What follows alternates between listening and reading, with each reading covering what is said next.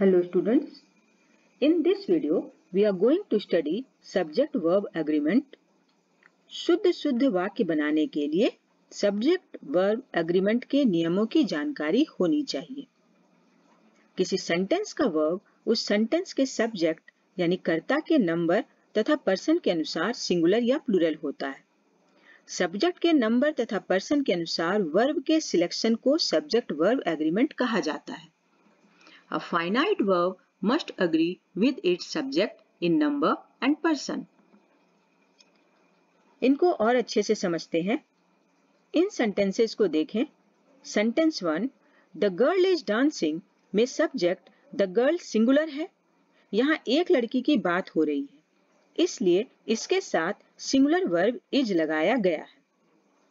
Sentence 2, the girls are dancing में subject the girls plural number में है, इसलिए इसके साथ प्लूरल वर्ब आर का यूज हुआ है। Subject and verb agree in number.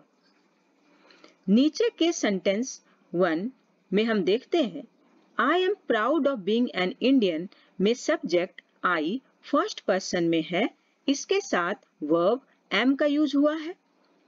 Second sentence you are proud of being an Indian में सब्जेक्ट फर्स्ट पर्सन से सेकंड पर्सन यू हो जाने पर वर्ब भी बदल गया है, यहाँ आर का यूज हुआ है।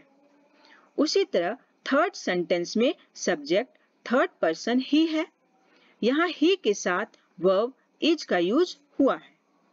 In these sentences the verbs have changed according to the person of the subject. Sentence में सब्जेक्ट के नंबर और पर्सन के अनुसार ही वर्ब का यूज होता है, यानी वर्ब का नंबर और पर्सन वही होता है जो सब्जेक्ट का होता है। कुछ और सेंटेंसेस को देखते हैं। A cow Yeats grass, the boy reads, my friend likes T.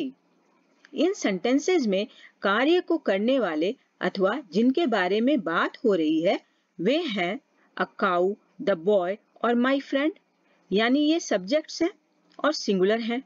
इनसे एक गाय, एक लड़के और एक दोस्त की बात हो रही है, इसलिए इनके साथ सिंगुलर वर्ब्स ईट्स, रीड्स तथा लाइक्स का यूज हुआ है। यहाँ एक बात का ध्यान रखें कि नाउन को प्लूरल बनाने के लिए एस या ईएस लगाया जाता है, जैसे काऊ का काउज, बॉय का बॉयज, फ्रेंड का फ्रेंड्स, लेकिन वर्ब के साथ इसका उल्टा होता है। वर्ब अपने असली रूप में प्लूरल नंबर में रहता है और प्रत्येक वर्ब का असली रूप प्रेजेंट टेंस में माना जाता है, इसलिए इन सेंटेंसेस में काउज के साथ प्लूरल वर्ब ईट का, बॉयज के साथ रीड तथा फ्रेंड्स के साथ लाइक का यूज हुआ है।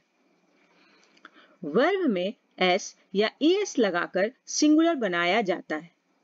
थर्ड पर्सन सिंगुलर सब्जेक्ट के साथ सिंपल प्रेजेंट टेंस में वर्ब के अंत में एस या ईएस लगाकर सिंगुलर बनाते हैं, जैसे इन सेंटेंसेस में अ काउ के साथ ईट्स, द बॉय के साथ रीड्स तथा माय फ्रेंड के साथ लाइक्स का यूज किया गया है।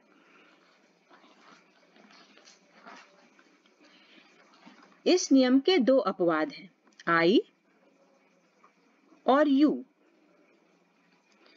Now look at these sentences. I go, I have a pen. I यानी मैं सिंगुलर है, लेकिन इसके साथ प्लूरल वर्ब go तथा have आए हैं। You एक ऐसा शब्द है जिसका यूज सिंगुलर और प्लूरल दोनों में होता है। दोनों ही स्थिति में प्लूरल वर्ब का यूज होता है, जैसे You are a good boy, You are good boys। पहले sentence You are a good boy singular number में है। तुम एक अच्छे लड़के हो, इससे एक लड़के का बोध होता है। You are good boys तुम लोग अच्छे लड़के हो, यहाँ एक से अधिक लड़कों का बोध हो रहा है। यहाँ you प्लूरल है। दोनों ही स्थिति में प्लूरल वर्ब का यूज होता है, जैसे यहाँ प्लूरल वर्ब आर लगाया गया है। अब इन सेंटेंसेस को देखें। Raman and Shyam are friends, Mona and Suhana have danced, a boy and a girl were coming. Rice, wheat and pulse were available there. Sentence 1 में रमन और श्याम की बात हो रही है। दोनों सब्जेक्ट्स हैं और एंड से जुड़े हैं। इसी तरह सेंटेंस 2 में सब्जेक्ट मोना और सुहाना, सेंटेंस 3 में अ बॉय और अ गर्ल, सेंटेंस 4 में राइस, व्हीट और पल्स सब्जेक्ट्स हैं, सभी एंड से जुड़े हैं।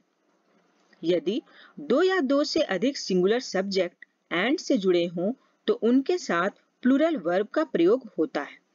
इसलिए सेंटेंस 1 में आर, सेंटेंस 2 में हैव, 3 में वर तथा 4 में भी प्लूरल वर्ब वर का यूज किया गया है। Now look at these sentences. Bread and butter is a rich food. Rice and curry is my favorite dish. A horse and carriage is ready for us. In sentence में subjects bread, butter, rice, करी, horse, carriage and से जुड़े हैं, फिर भी इनके साथ singular verb का यूज हुआ है।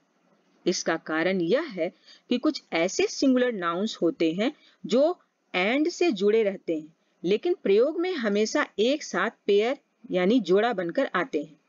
इनसे एक ही वस्तु, एक ही भाव का बोध होता है। जैसे बटर को हम ब्रेड पर लगाकर खाते हैं, चावल और करी को हम मिलाकर खाते हैं। इसी तरह घोड़ा तथा गाड़ी भी एक साथ आते हैं। यदि एंड द्वारा जुड़े सिंगुलर नाउन से एक ही वस्तु या एक ही भाव का बोध हो तो कंपाउंड सब्जेक्ट सिंगुलर ही समझा जाता है और उसके लिए सिंगुलर वर्ब का यूज किया जाता है। अब इन सेंटेंसेस को देखें। The magistrate and president was present in the meeting. The magistrate and the president were present in the meeting. यहाँ फर्स्ट सेंटेंस में सिंगुलर वर्ब was का यूज हुआ है, लेकिन सेकंड सेंटेंस में वर का। ऐसा इसलिए है क्योंकि जब दो नाउन्स जैसे यहाँ मजिस्ट्रेट और प्रेसिडेंट एंड से जुड़े हैं और केवल एक नाउन के पहले आर्टिकल का यूज हुआ है, जैसे यहाँ मजिस्ट्रेट के पहले द लगा है, इनसे एक ही व्यक्ति का बोध हो रहा है, इसलिए सिंगुलर वर्ब का यूज हुआ है। सेकंड सेंटेंस में ध्यान दें, दोनों नाउन्स मजिस्ट्रेट और प्रेसिडेंट एंड से जुड़े हैं और दोनों के पहले आर्टिकल द का यूज हुआ है, यानी यहाँ दो व्यक्तियों का बोध हो रहा है। मजिस्ट्रेट और प्रेसिडेंट दोनों अलग अलग व्यक्ति हैं, इसलिए प्लूरल वर्ब वर का यूज किया गया है। The magistrate and president, one person who was present in the meeting. The magistrate and the president, to persons, one magistrate, the other president, who were present in the meeting. इस video में हमने देखा कि sentence में singular subject के साथ singular verb तथा plural subject के साथ प्लूरल वर्ब का यूज होता है।